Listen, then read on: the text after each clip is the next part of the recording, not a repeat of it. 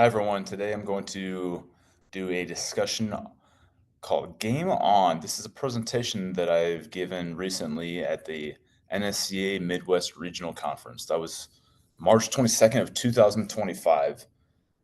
And I just kind of like my message. I got some really good feedback on it, and so I want to share it again with you all. And I hope that it helps you out.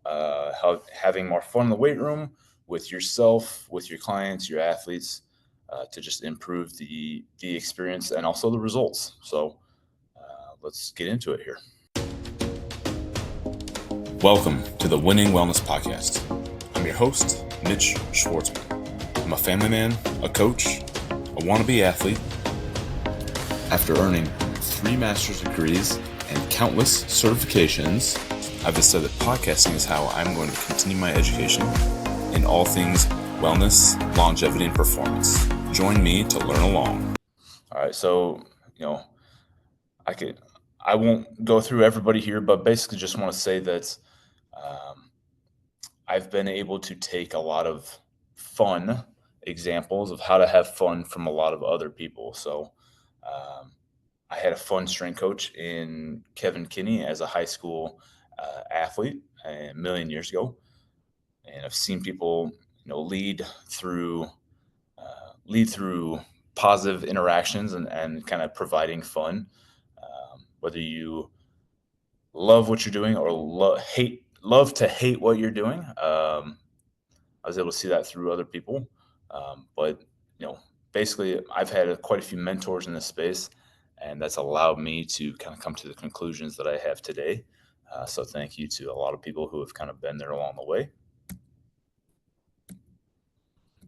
Talk about Ralph Waldo Emerson. He says that the man who grasps principles can successfully select his own methods. The man who tries methods ignoring principles is sure to have trouble.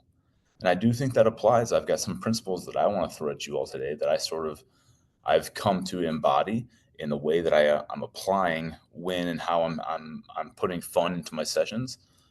So it's not just well, sometimes it is fun just for the sake of fun, but not always. A lot of times I'm being tactful in what I'm doing and when I'm doing it. So I hope you all can just kind of take in some of the principles, and that's a guiding force as you're coaching, or maybe even as a lifter. Maybe you're someone who doesn't like lifting, and you're supposed to do it, and you want to like it, and just don't. So maybe some of the things I say today will promote your enjoyment in the situation.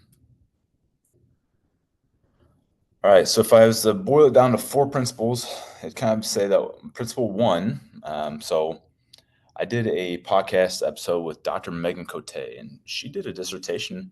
And in her dissertation for her PhD, she was surveying student athletes to see about their experience and about their perception of what was going on in the weight room.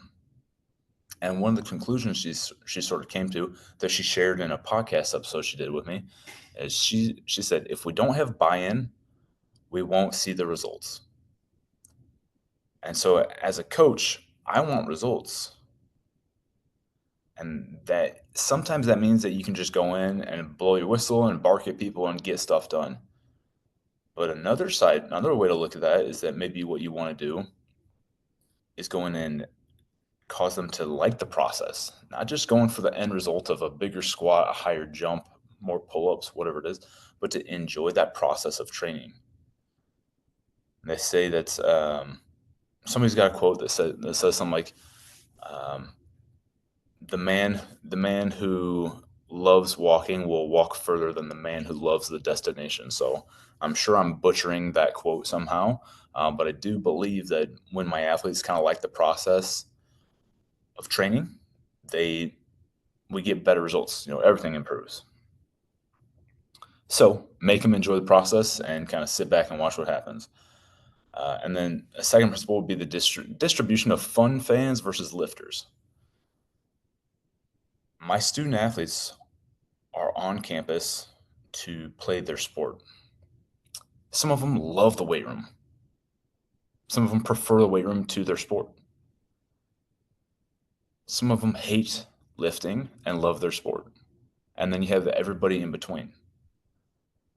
But they all love having fun.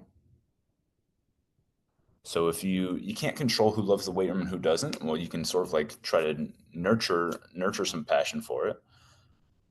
But if we automatically know that everybody walking in is basically like a big kid and that they want to have a little bit of fun, whether they would ever verbalize that to you or not, just save yourself some time and just assume that they're there to have some fun and that they want to. And when you make things more fun, good things happen. They will start to enjoy that process, right? We were just talking about that. And I have a couple of 2 to 3 examples. One is atom ball is what I call it. And so back in 2011, I'm doing some volunteer work at Rankin Jordan Pediatric Hospital. And this is a sort of a St. Jude model type of facility that helps families in need, with kids in need, get high-end medical care, and they try to make it fun while they're at it. So there's a picture on the screen there of the Rankin Jordan compound or pediatric hospital, I suppose. And it is just a unique, wins like architectural awards. It's very eye catching. If you put yourself in the eyes of like a small child or in the shoes of a small child, when you go up there, it's like interesting and fun versus like a giant rectangle with like uniform windows one after the other. So you could see how like children might just be a little bit more comfortable. This place it almost looks like a playground. Like there are playgrounds outside. But at the time I'm like 22 years old and I go in and I'm just there to try to help out as able. And they give me my assignment for the day is to spend some time with Adam. And Adam, he has some disadvantages. He is nonverbal, does not speak. He doesn't really look at you. You don't know how much is going on, in his ability to think and cognition and things like that. He's got his right arm is more or less non-functioning, kind of locked up. Perhaps his cerebral palsy, with like some muscle tone and just constantly flex muscles. I'm not sure. It's been a while, so I forget a little bit too. But his left arm is pretty much fine, if not completely normal. And then he's also just had a procedure on both legs, that has left both legs in a cast and him in a wheelchair. And so I've got Adam. Okay, Mitch and Adam, here you go. And again, he doesn't speak. He doesn't really look at you, or there's no form of communication. And he can't walk. We're not playing any games. They're like, oh, okay, just push him around the wheelchair and talk to him. And okay, that after about 30 seconds of that, I decided that was enough of that. So I just so happened to be walking past a trash can and I saw a ball nearby, and I just thought, like, I'll take the liner out of the trash can. I put the trash can down by his wheelchair and I show him the ball, kind of get that ball in his face. And I reach over and I drop the ball into the trash can. And I do that a couple of times, and then I kind of like hand him the ball. Remember, he's got that left arm that is functions just fine from what I can see. And he goes and he reaches over and he drops the ball in the trash can. And I hand him back the ball and I move that trash can just a little bit further. And we do that a few times until he starts to have to lean out of his chair a little bit more. And when he starts leaning out of his chair, I just reach over onto that left shoulder and I start to resist him.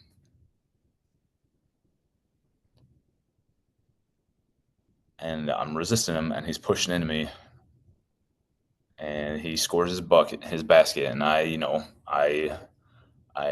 grumble about that. Oh, come on, Ed. I'm like, and the harder I push on him and the more I complain when he scores baskets, the harder he starts laughing. And I'm talking about like a good quality, like belly laugh. And I didn't know, just having met him and just that first impression of him, I didn't know he had that in him. But he kind of like, he opened up and gave me that laughter, and it's just something that sticks with you.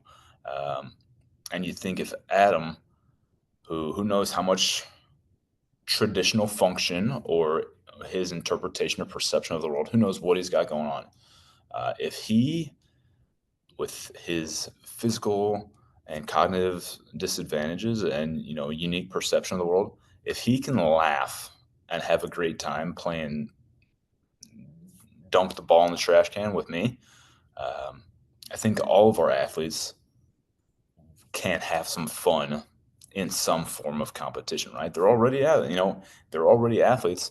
But you guys have probably heard me say this before, is I think everybody's an athlete. You give me a 40-year-old mother of three, who's never played an organized sport in her life. She's still an athlete. She's got a body. She needs not to stereotype too hard, but if you've got dishes to do and laundry to fold and whatever else, you're using your body. Your body has a function and a purpose. You are an athlete. So everybody needs to have some fun, right? And speaking of like 40-year-old moms and non-traditional athletes, getting clients to do athletic things, they love it. Humans are made to do that kind of stuff. So boxing gloves, I bought some boxing gloves, and I can't tell you how. I think I spent like $170 on them. I can't tell you how much personal training I sold because of a $170. Probably one of the best investments in my life. Is I would just have these. Most personal training is female based. I would have these ladies put these gloves on, and maybe they've never played an organized sport or they haven't played anything for 25 years, and they start boxing and hitting stuff and sweating and all that. And doing that instead of running another lap or getting on the bike for sprints, they're probably working harder doing the boxing, but their enjoyment level, the factor of just that athleticism and competition, competitiveness, they ate it up, and they would just sign up for some personal training. It was one of the best and smartest things that I ended up doing as a personal trainer. Let's see, play therapy. So I worked in a play therapy facility in 2017. And the nice thing about play therapy, you might have some of these children that come in with like horrors and true trauma, the worst things you can think of. And some of them are just having a hard time. Maybe their mom and dad are getting divorced, or maybe the kid is a perfectionist and they see that mom or dad is a perfectionist, and then they don't know how to be happy with anything, or just smaller problems that can be drastically improved within like a handful of sessions. But a lot of times these kids, they don't want to talk. They might be there by court order. They might be there because mom and dad see that they're unhappy. We even had some of them that asked to go see somebody, but they always don't know. They either don't want to talk or they don't know how to talk. They have walls that are up. And the fun thing about the human brain is that when you distract it, it drops its guard. So you distract these young people with play therapy. You play. You have them color in a book. You have them build castles with blocks. You have them fight one stuffed chicken versus a stuffed alligator or something like that. And as they're playing, their mind gets so focused on the play that's occurring that they drop their walls. They become vulnerable, and they will share things with you. And that's in my limited experience. That's the central focus of play therapy, is that you get people to open up as you're distracting them with something fun and silly. And the same thing happens in the weight room. How many of us have had other people in the middle of a workout share something that was going on? They were in a high stress level. I know I had personal training clients many times that would cry mid-session about something they couldn't talk to anybody else about, telling me deep dark secrets in between sets. And it's just, once the mind is focused on something else, we drop the guard and open up and be vulnerable. And what that does is it takes those walls, breaks down walls, and turns them into bridges. And instead of there being a wall in between you and your client or your patient or whoever, or your athlete, instead of that, there's a bonding bridge as they share things with you, and you become a person that they can trust. Instead of being a threat, you become a bonded, trustworthy guide, partner, friend. So And then with youth training, if you work with kids, the easiest way to motivate them to work hard. Kids don't want to come in and do squats like 10 sets of 10. They don't want to do that. But you get them to jump around, crawl around, and drag things and be competitive and tug of war and things like that. Just watch these little people really get after it. So you can get the same training effect, but you just disguise it. You just put a costume on it and you make it playful, right? So try to have fun. Try to have fun with people. All right, third principle. It's not really my principle. It's just something I keep in mind. It's the general adaptation syndrome. So we provide stimulus and we get recovery. It's stimulus, recovery, adaptation. So if you're providing the same stimulus over and over again, you will get the adaptation one time. Kind of like Louis Simmons used to say, you sign your name on a check one time. Once you've signed your name, you need to move on and do the next thing. So that's why we can't do the same training over and over again.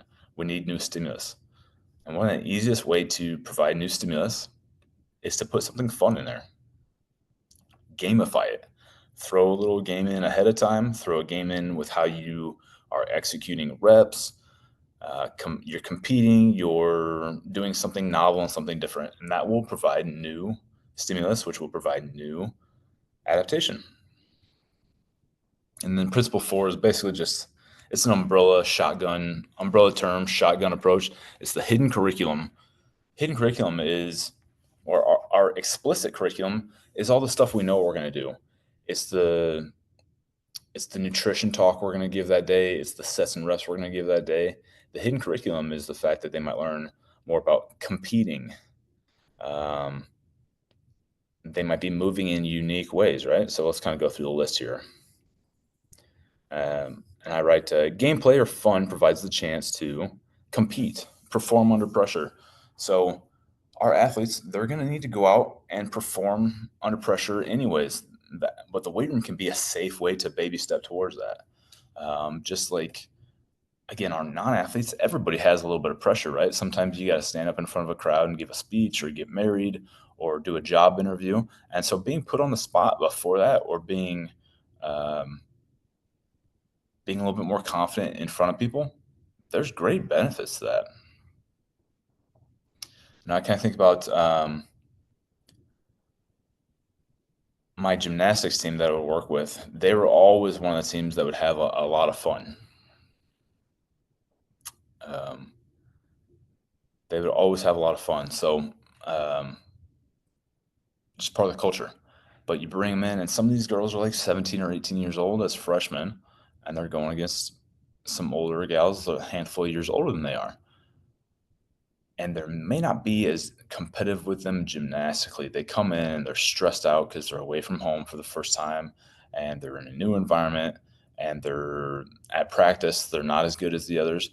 But in the weight room, when they're playing rock, paper, scissors, or it's a juggling competition, or it's a race, now they can start to stack some wins, right? And that's what we want athletes to do. That's what we want people to do, is to stack wins and to just get a little bit better over time, right? So I think about having a freshman in, and she came in and she just kept winning things, like small things, like we were playing like bocce ball in the weight room, or we were doing like a pull-up competition or whatever it is, and she would win and she would like apologize, and she like apologized for winning because she felt so, I'm in my lane, I'm the new girl, I'm not as good as they are.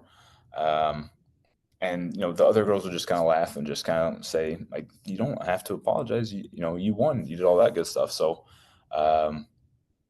and then you kind of see her body language kind of changes as she walk around with her head up a little bit higher, chest puffed out a little bit more. And the competition factor over something silly, and especially if you're not ready to compete, you don't come in, you're not losing sleep the night over the big drawing competition that's going to happen the next day. You just come in and we throw whatever at you, and it creates a little bit of like emotional flexibility, right? The challenge point framework, I will get into more in a moment. I got some other slides for that, but basically it means that a little bit of randomness and unexpected stimuli will actually drive you into a flow state a little bit easier, or so some people argue.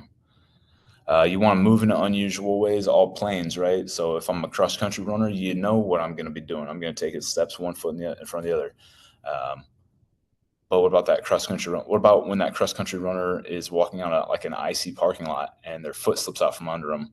It'd be nice if their groin was strong enough to stabilize them and things like that. And that's what like some gameplay and some unusual movement patterns can do, because we might not program for that movement pattern based on their sport. But in athletics and in life, we get put in unusual situations, unusual postures. And so being prepared ahead of time through, I don't know, a game where you're passing the ball back and forth, or you have to run and jump over a PVC pipe, or doing just goofy little things like that, there's some payoff, right? It doesn't take away from the training.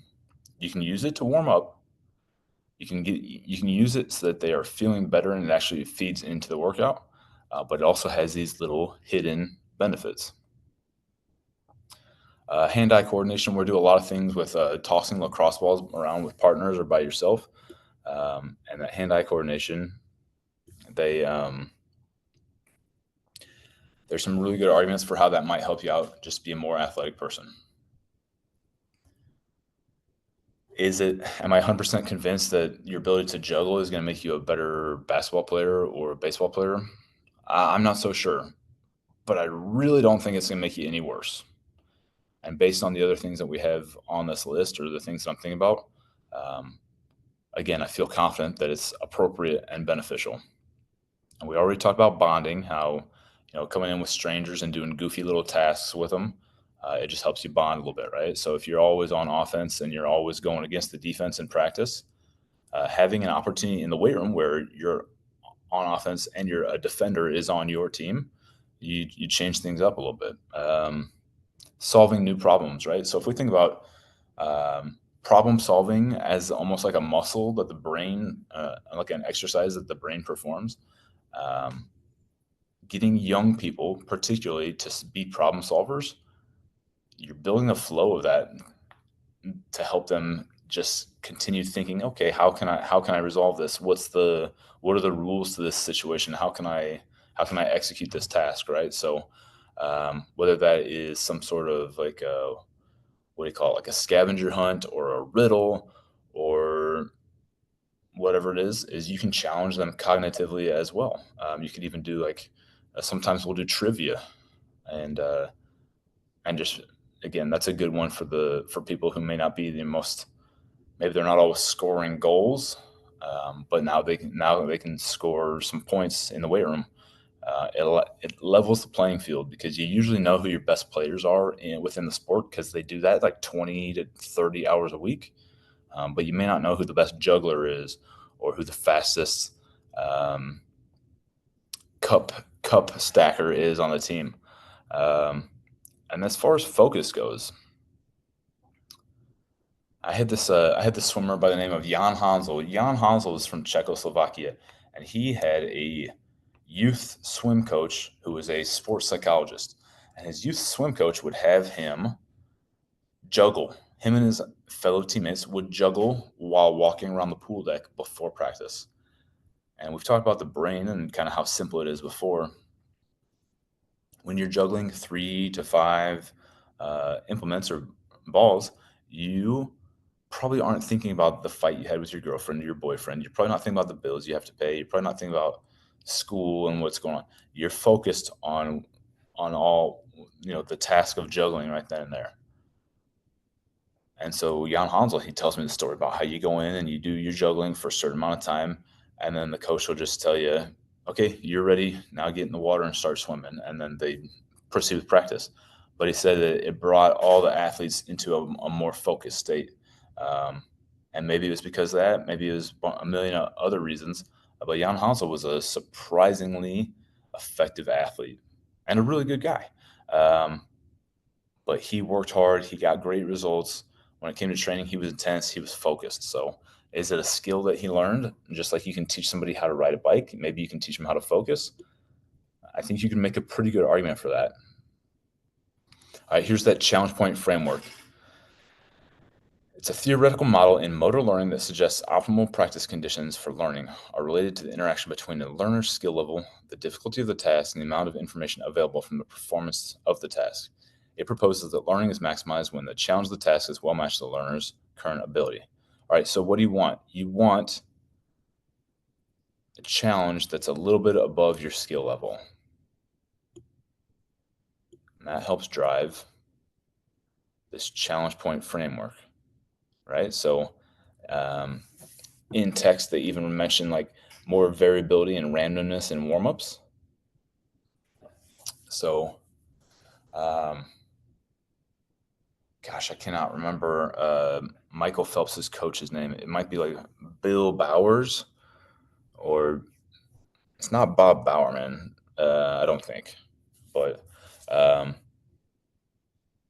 anyways, Michael Phelps's coach, part of his training with Michael Phelps would be to bring him in and challenge him, right? Instead of just letting him do his sets in the water and get ready and prepared just the way he wanted to, he would challenge him because he knew that competition doesn't always go the way that a controlled setting in practice does. You need to be ready for variability and to be stressed out. And so he would do things like break his goggles or make him change swimsuits or have him warm up and then drive home and come back to the pool and start all over again. He would challenge him in frustrating ways so that when Phelps would go to the Olympics, one little hiccup in the schedule wouldn't send him spiraling. Okay, coach. Yeah, coach used to mess with me. That's why coach was messing with me. That's why coach would break my goggles ahead of time. And then even one of Phelps's races, he won with broken goggles, and he was swimming basically with his eyes closed because he had so much water in his goggles. It was just he was flying blind basically. But his coach prepared him for that. Right? Let's see, it says it optimizes your rates of learning if you're right about 85% of the time and failing about 15% of the time. So there's a sweet spot where for learning, you have a bunch of success, but kind of like enough failure to surprise you and not to take you out of the game and make you lose interest, but enough to kind of maybe like just take you off and make you want to try harder or like stay focused on what you're doing.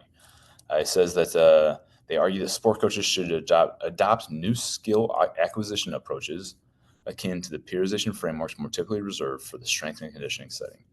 So they're saying that, I believe what they're saying is that strength coaches might do something like a movement progression, like let's go from bodyweight squats to goblet squats to front squats, then to back squats.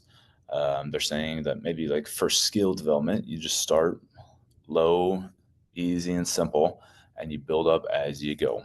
All right, if you ever crack open the book, The Long-Term Athlete Development, one of the things that I came across in that text is the 10 factors to Olympic athlete success. And factor one is dedication and persistence. All right, so we need dedication and persistence. But the American Academy of Pediatrics says that about 70% of children will quit organized sports by the age of 13. And 70 to 80% by age 15. It's hard to be an Olympic champion if you quit 15 years earlier. You have to find a way to stick with it. And as we've talked about, having some fun, having some enjoyment in the process will help them with that dedication and persistence bullet, right? And then the next bullet is support family and friends. Okay, yeah, maybe that has something to do with fun. Quality of coaches. I think we can all agree a really high quality coach would be able to make training a little bit more fun, not just hard, not just to air quotes build mental toughness, not to just maybe change their physical structures through hard workouts, but to make them enjoy the process along the way.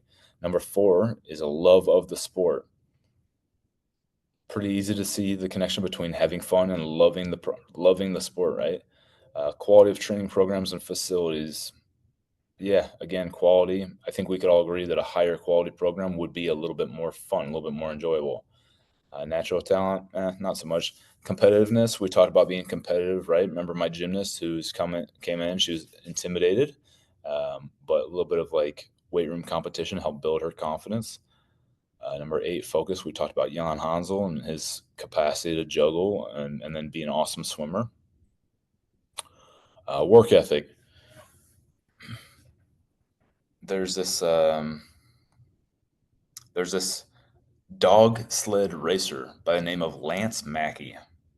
And I read about this guy in the book The Sports Gene. And Lance Mackey, he wanted to be a dog sled racer. His dad did it, and he kind of remembered it fondly from when he was young, and his dad was into it a little bit. But it turns out that good sled dogs, pardon me, can be pretty expensive.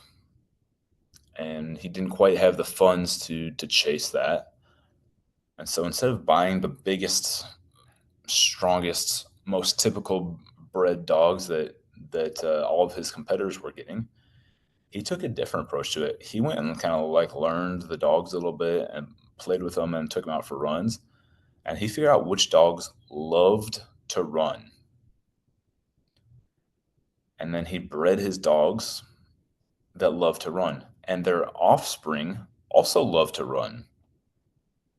And so Lance Mackey, he ends up building himself a little cache of dogs that all love to run. And then he goes out and he wins a big race, 1,000-mile race. I don't know if it was the Iditarod or the Yukon, but like 2 weeks later, the two big races, from what I understand, are the Iditarod and the Yukon, and they're both 1,000-mile races. They happen 2 weeks apart, and no one has ever won both races in the same year until Lance Mackey. He goes out and he wins the first one. A couple weeks off, he goes out and he wins the second one because his dogs love to run.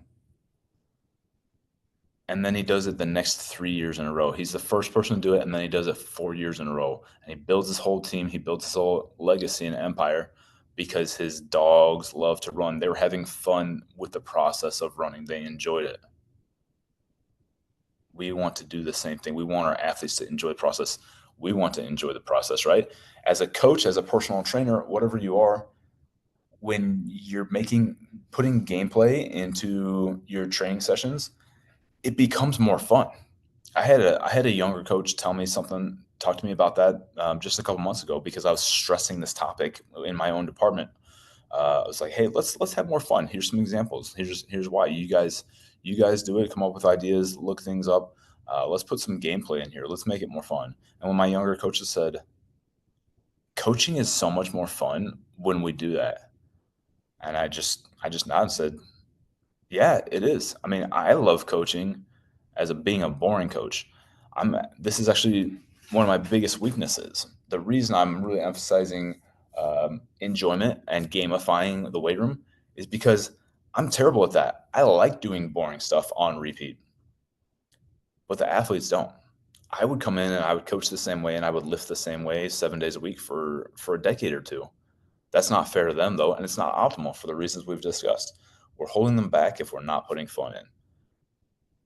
And everybody, when a little bit of them are having fun, pretty much everybody has more fun, including the coach.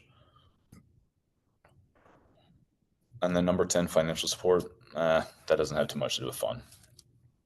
But if you see the value in what you're doing, you get mom and dad to invest in it and keep it going. If your clients have fun personal training with you, they see the value in it and they keep going with it, right? Because if it was just about being robots and achieving their goals, those heavy people that are paying you a lot of money to come be their personal trainers, they would stop drinking soda, or they would figure it out. They would go become personal trainers if they wanted it bad enough. They would they would go to school for this stuff and they would master it if they really wanted it. They need us, they need you to persuade them to do the training and to make the changes and to make it enjoyable while you're at it. All right, so that long-term athlete development book, it's called a long-term athletic development model. If you see down there, you have the active start and then it goes to fundamentals. And what you're doing with those young athletes, roughly ages 6 to 9, is you're just having fun with them. You're getting them to love the process. Remember, it's like those dogs that Lance Mackey races. You're trying to build dogs or human beings that love their sport and love to train. And that's why you do orange slices and popsicles after games. And that's why you don't yell 7-year-olds who are not executing the game plan well enough, is that you're trying to just, hey, soccer's fun, taekwondo is great, like wrestling, baseball, whatever. This is all fun stuff, right? Like the hard work will come later. You start to do that in the next couple of years. But during those windows, you do a lot of practice. You give them the chance to grow their skill set, but really to grow their love for what they're doing. Okay, so when it comes to what fun to put in, I kind of just put it into, like, I call it fun buckets. Is what are we doing and when are we doing it? So we do it during warm-ups. That's an easy one. You just do something. You can do almost anything in there, and you just want to get their bodies moving. You're literally warming them up. So the NSCA has the ramp effect, or the ramp approach, or MAP approach. So you raise, as in raise their body temperature. You mobilize them. That means you move them around, get their joints moving. Like imagine they roll out of bed like 15 minutes earlier. You're trying to just get them to move so that they're not stiff. You activate them, you get those muscles firing, and then you potentiate, and that means get their nervous system firing. So warm ups and then work capacity.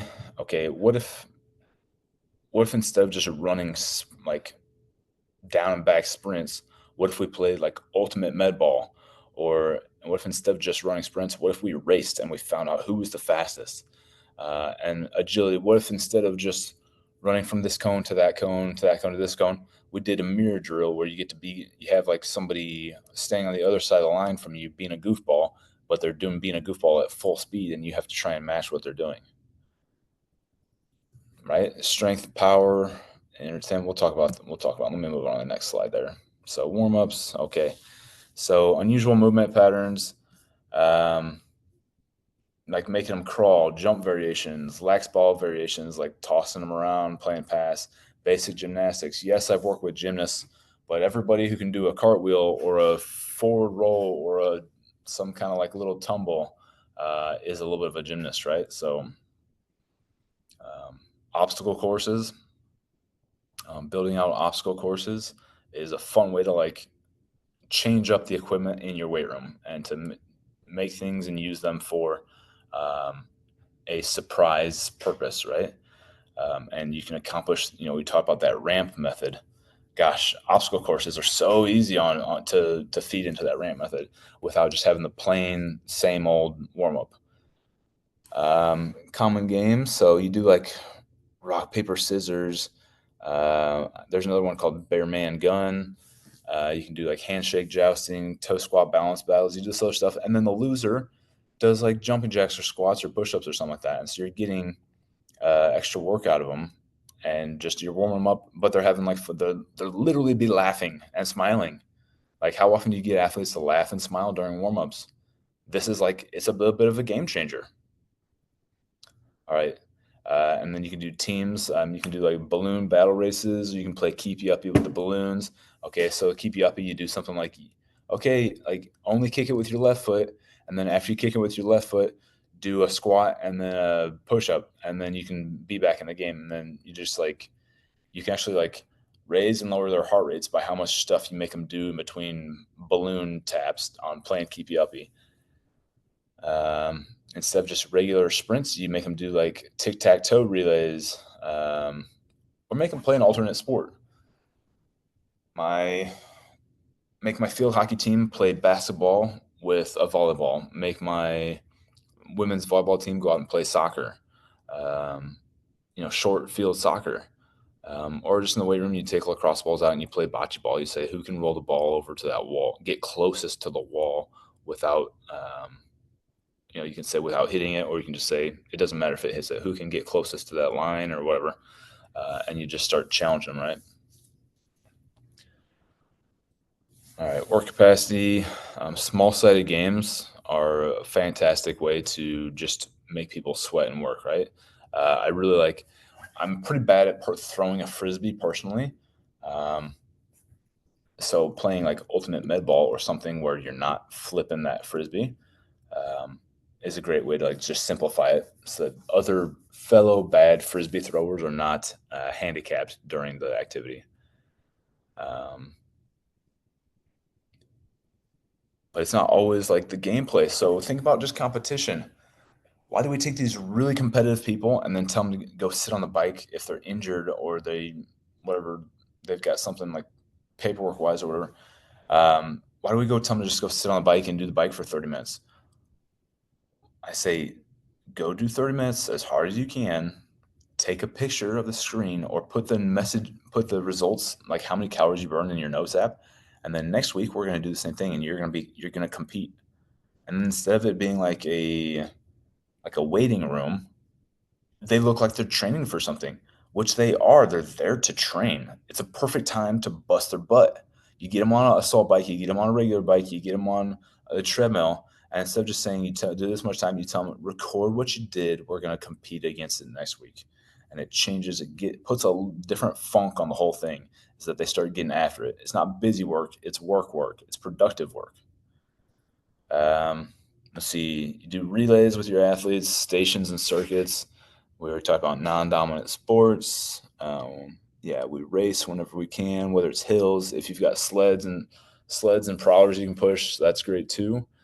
Foxtails is like when you take your shirt off and tuck it in the back of your shorts, or ladies can just like have a towel laying around, you put them back of their shorts, and then the person behind them tries to chase them down and grab it.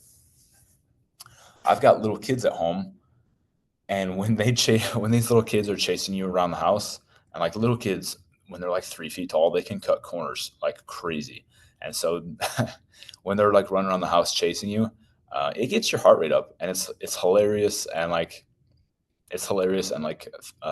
exhilarating at the same time. People people like to chase things and get chased at the same time. You're gonna run harder when you're running for your life, right?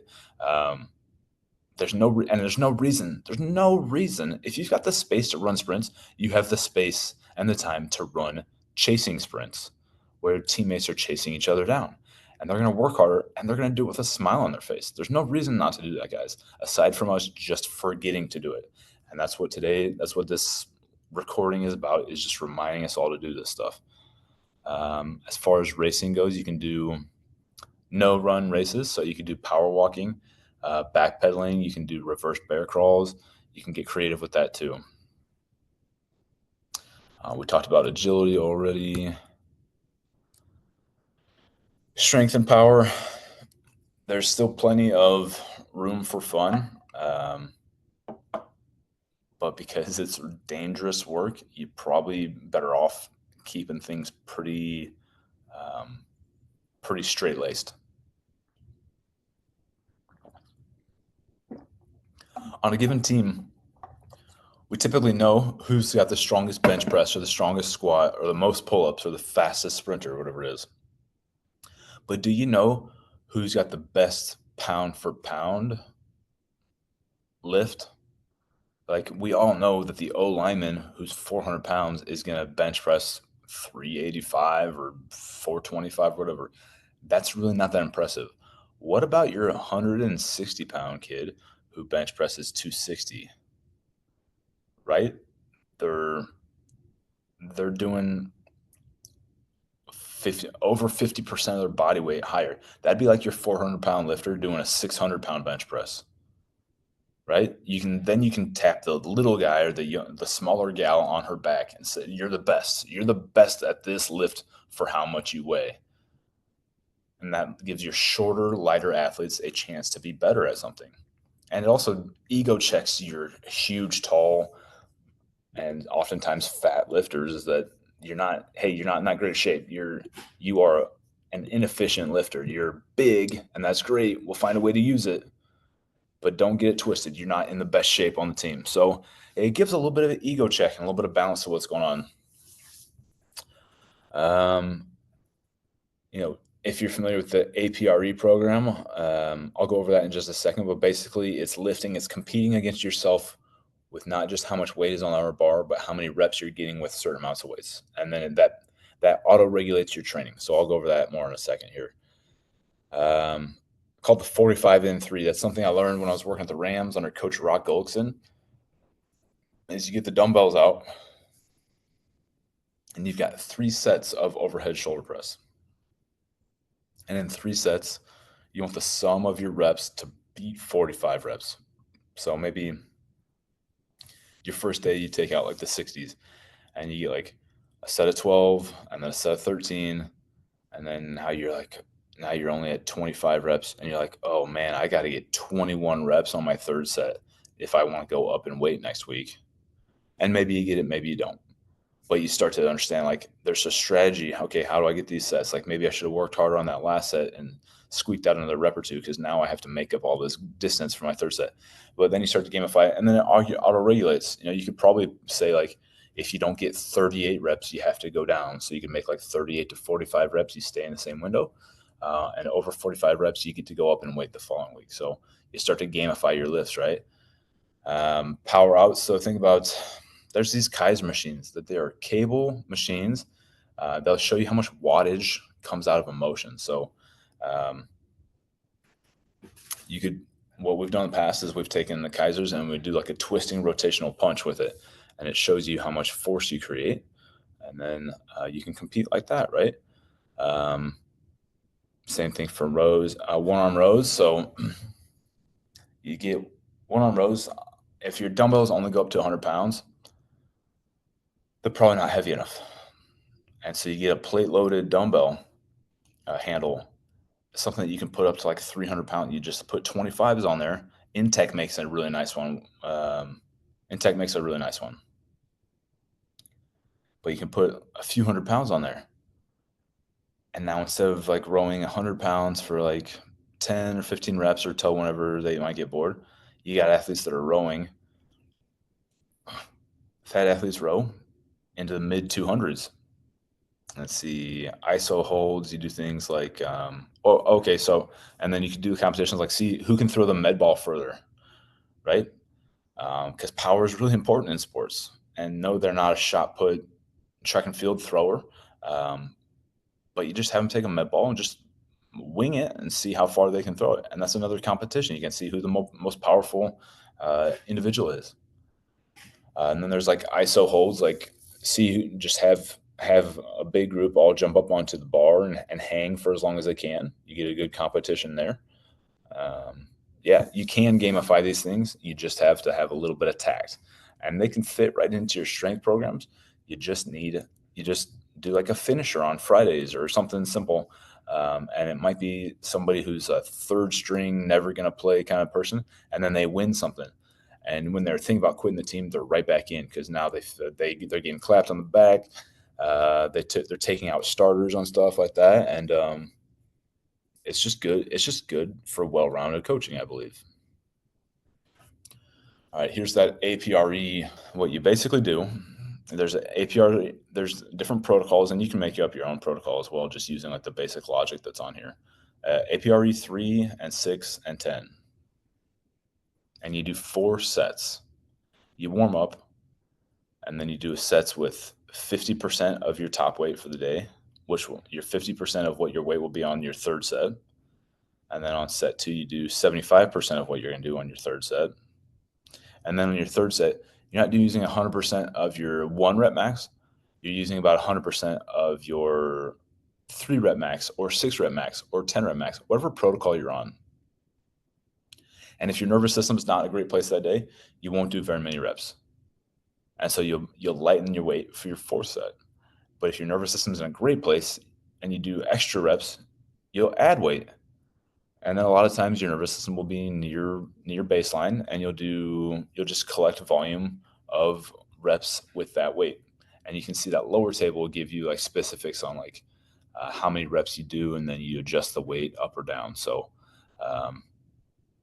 APRE, you're gamifying, you're making your lifting competitive. They get to lift hard, but it's also tactful.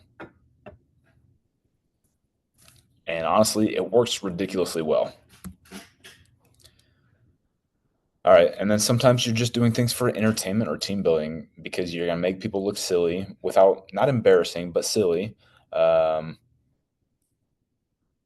you're driving bonding, and you're just having like, it's something to laugh at each other, laugh at themselves about, and you maybe find some hidden talents in there. So drawing competitions are good, some juggling, dance battles if you've got the group that's can emotionally be flexible and handle that. I already talked about boxing. I think that the the boxing equipment that I bought was probably worth its weight in gold, and how much personal training it helped me sell.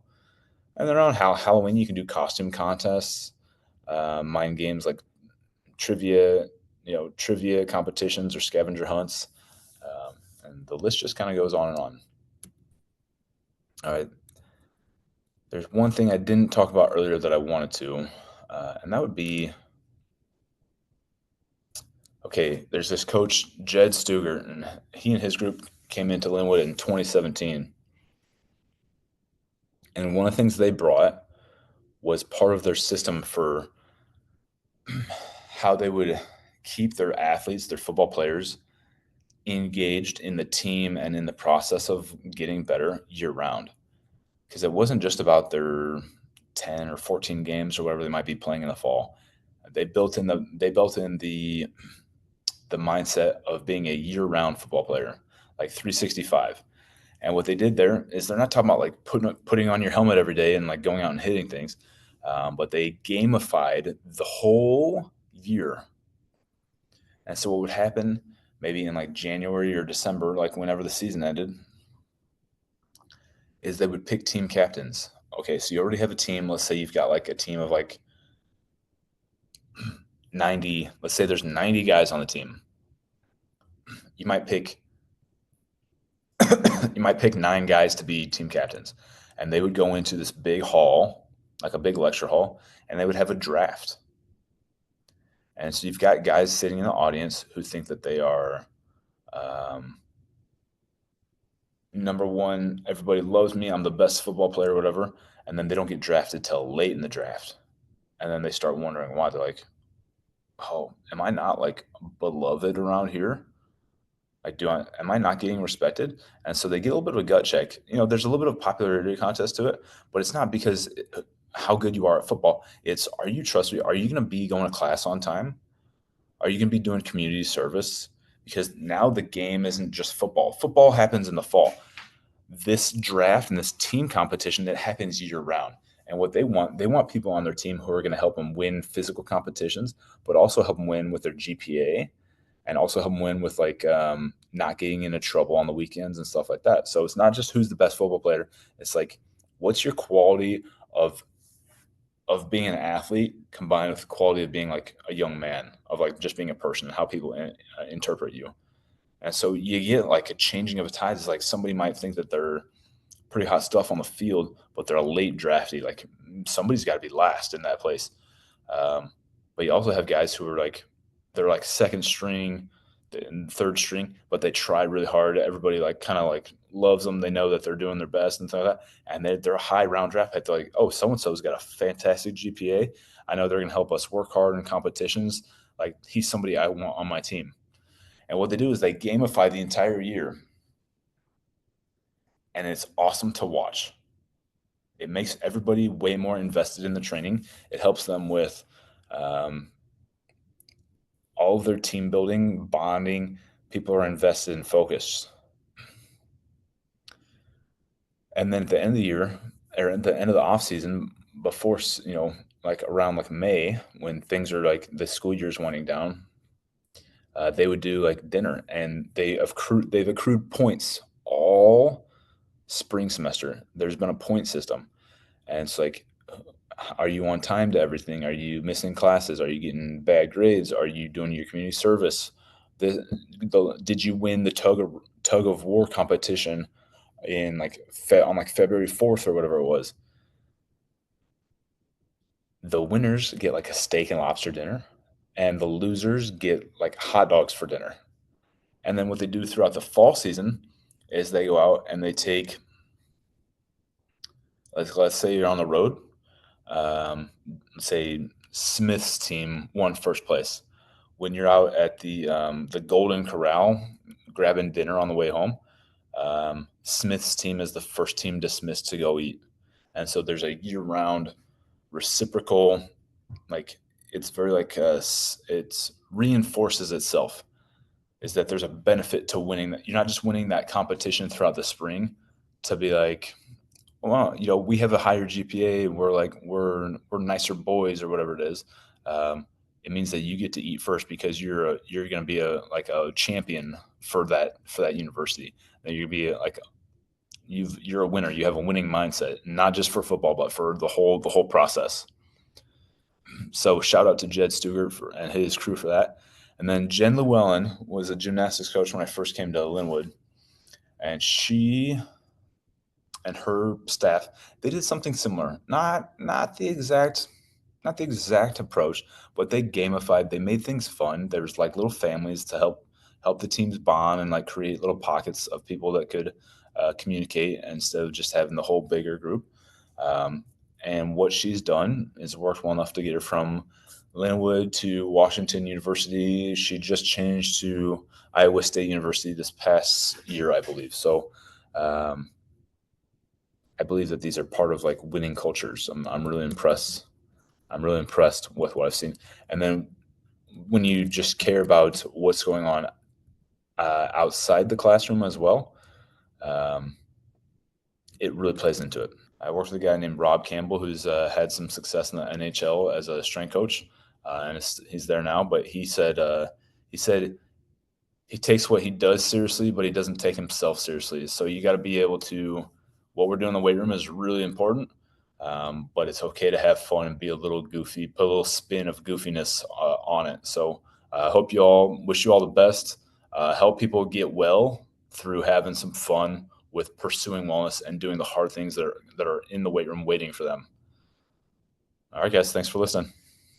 Thank you for listening to the Winning Wellness Podcast. Please keep in mind that all views expressed within the show are not a reflection of any universities or organizations that I may be affiliated with. If you have any questions or suggestions for future shows, please reach out through Instagram, where I can be found with the title name of Mitch Schwartzman.